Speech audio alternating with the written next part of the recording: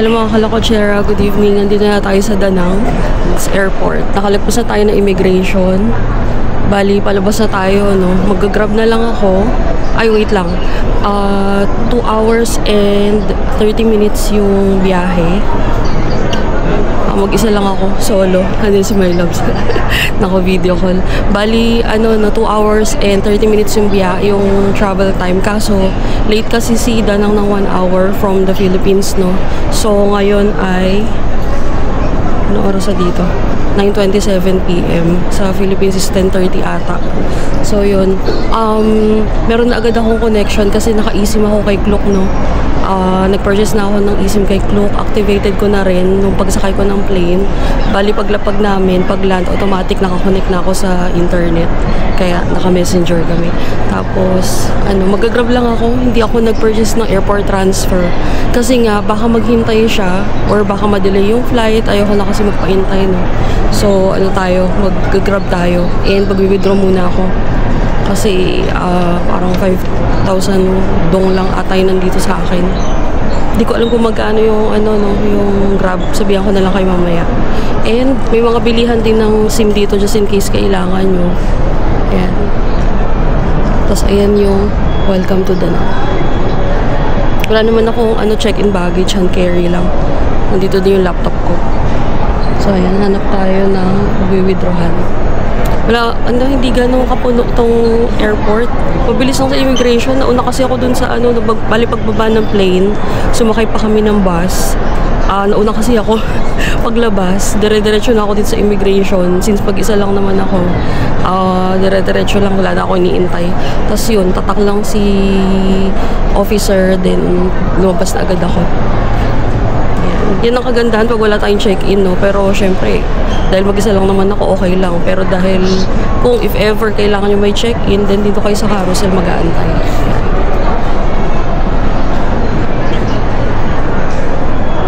Tingnan natin kung may bibilan tayo ng water kasi baka hindi na ako makabili sa hotel, no? Kasi noong oras na.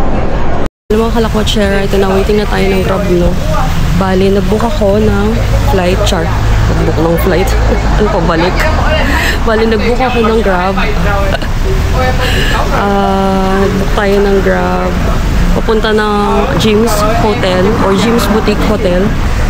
So, ang ating fare is 64,000 dong. Lagay ko na lang dito kung magkano yung conversion, no? Nag-withdraw ako, may ATM dun paglabas ng arrivals. Kanan lang kayo, yung C-Bank. Check ko na lang mamaya. Mamaya na lang, dito na tayo sa Grab. Kaya ako na ito na pagdating sa hotel, no? Bye! Kamusta mga kalakotsera? Ito, nandito na tayo sa hotel, no? Pasensya na hindi ko na kayo naisama dun sa baba, sa lobby. Bukas na lang pagbaba ulit natin. Kasi ang dami kong dala eh.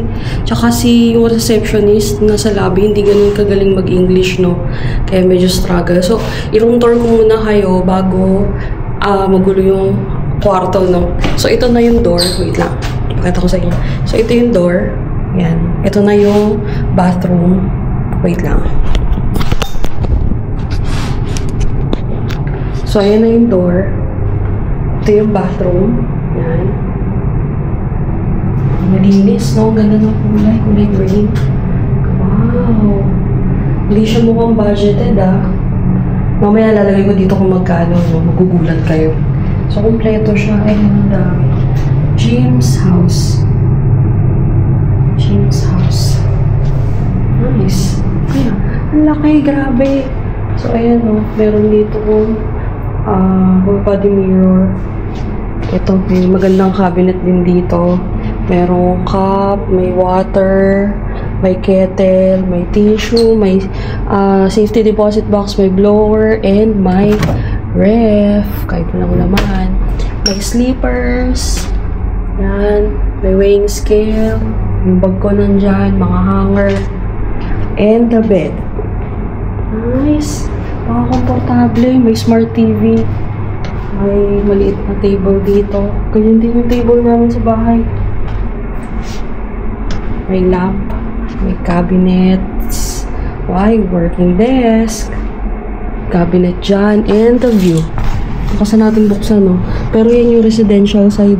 Ayun na may mga bahay. Diyan ata ko binaba ni Kuya kanina. Ayan, no? May mga bahay doon. At mukha namang safe. So, tingnan natin bukas yung neighborhood, no? Pero for now, enjoy muna natin yung napakagandang room. Nice!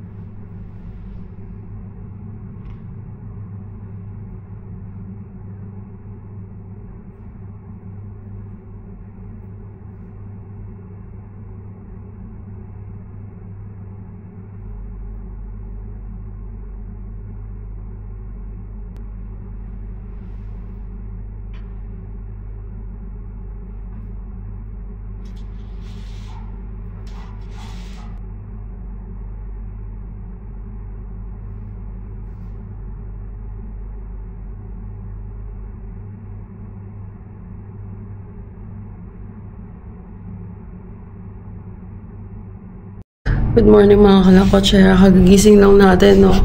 Ano oras na ba? 6:19 a.m. dito. 7:19 ata sa Manila. Same time pero, I mean, 1 hour difference late dito. Sarap ng tulog ko. Sarap, malamig yung aircon. And, ayun, tahimik naman. Kaso parang may naglilinis sa labas kanina. Tinamaan yung pinto. Kaya ako nagising. Ito yung view. Ang neighborhood natin dito sa Danang. And yung mga motor. Tsaka grab siguro dito dumadaan sa baba. Yan. Ayoko na buksan, no? Kasi maliit lang yung balcony, eh. Yan, no? Parang sa Paris, no? Yung balcony ron. And yung bahay dito, pansin ko, no? Medyo makipot na pataas. Pero magaganda. May mga design.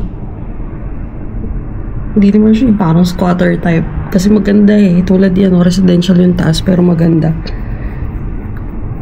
Diba? Tapos yung working area ko. Yan. Nasarap ng tulog ko, in fairness. O baka pagod lang kasi ako kagabi. No? Sara natin, kita-kita tayo sa kabila. So yan. Ang itinerary ko this morning, bala ko nga medyo tanghaliin sana ng gising, no? Kaso nga, nagising tayo. Ang itinerary ko sana this morning is dun sa parang Santorini style na kapihan, no?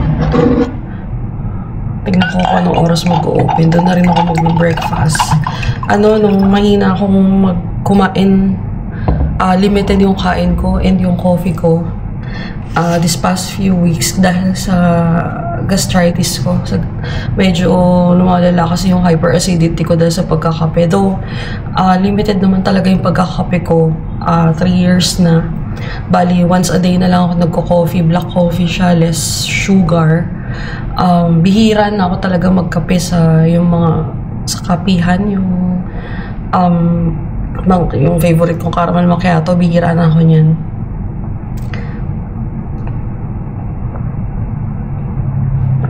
Never na ako nakakaubos na isang baso. As in, sayang man pakinggan.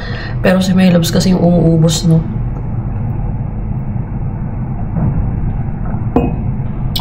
Ewan ko ganyan na yata itong tumatanda. Tsaka hindi pwedeng wala akong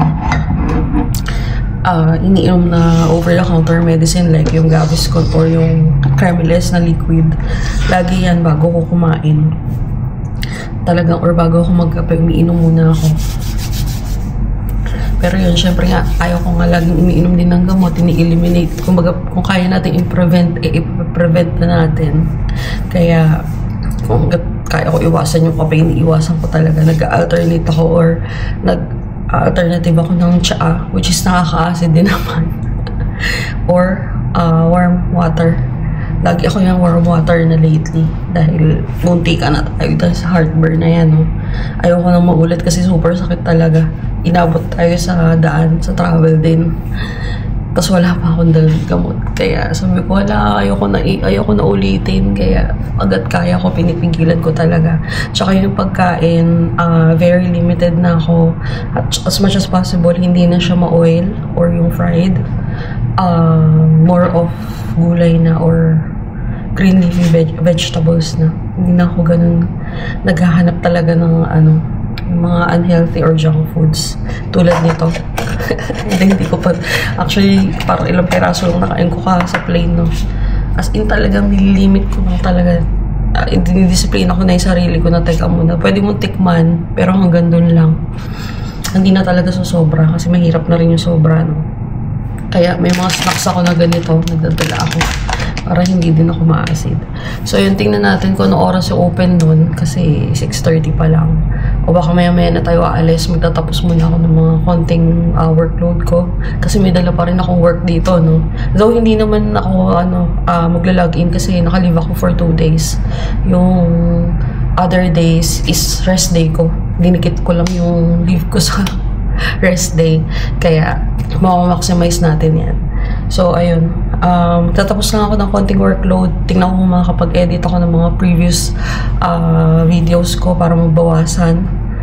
Yun. Tapos, samahan nyo ako paglabas. Bye.